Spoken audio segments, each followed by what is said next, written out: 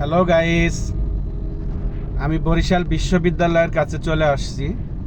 বরিশাল বিশ্ববিদ্যালয়ের সামনে এখন আমি নামবো। বরিশাল বিশ্ববিদ্যালয় আপনাদেরকে আমি দেখাবো, আমার সাথে থাকুন। গাইসরা, বরিশালের ইউনিভার্সিটি শহরের বাহিরে দেখুন দুইটা বড় বড় ব্রিজ আছে। এই ব্রিজগুলো অনেক সুন্দর, নদীটাও অনেক বড়। আসলে বিশ্ববিদ্যালয়টা অনেক পরে হয়েছে, এই রাস্তা হওয়ার পরে হয়েছে। বরিশাল বিশ্ববিদ্যালয় শহরের একদমই বাইরে, আমার কাছে খুবই ভালো লাগছে। এই দুইটা ব্রিজ দেখুন, আমি নদী দেখানোর চেষ্টা করতেছি আপনাদেরকে। সুন্দর একটি নদী এবং সুন্দর এই ব্রিজ। এই ব্রিজ আগে ছিল না, ইউনিভার্সিটি হওয়ার পরে এই ব্রিজগুলো করা হয়েছে। চমৎকার একটি নদী, নদীতে এখন অনেক পানি। চলে আসলাম বরিশাল বিশ্ববিদ্যালয়। দেখুন বাইরে থেকে আমি ভিডিওটা নিয়েছি। চমৎকার বিল্ডিং, ভিতরে অনেক জায়গা। ছেলেপেলেরা ইউনিভার্সিটি ঢুকতেছে। খুব নিরিবিলি একটা এলাকা। ইউনিভার্সিটি হওয়ার কারণে এই এলাকা অনেক ডেভেলপ হয়েছে। এখন অনেক বড় বড় হাউজিং কোম্পানিগুলো আসছে। বরিশালে সবসময় একটু বৃষ্টিটা বেশি হয়, কারণ বরিশাল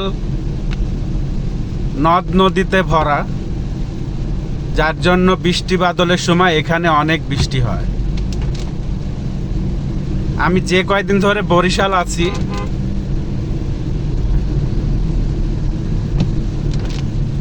দেখলাম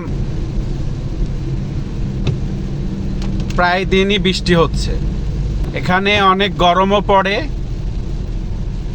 আবার অনেক বৃষ্টিও হয়। কারণ বরিশাল মানেই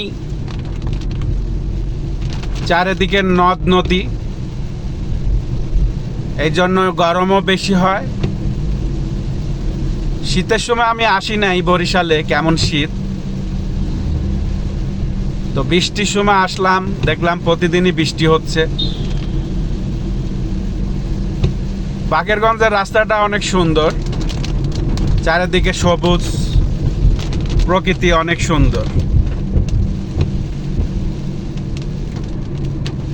আমার এই প্রথম বাকেরগঞ্জ উপজেলা আসা। আমি এর আগে কখনো বরিশাল আসি নাই।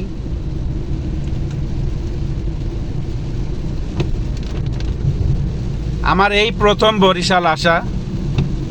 আমি কখনো এর আগে আসি নাই বরিশাল। তো আমার কাছে ভালোই লাগতেছে বরিশাল।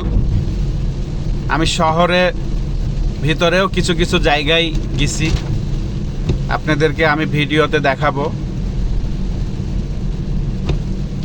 তো ভালো থাকবেন, সুস্থ থাকবেন। আল্লাহ হাফেজ।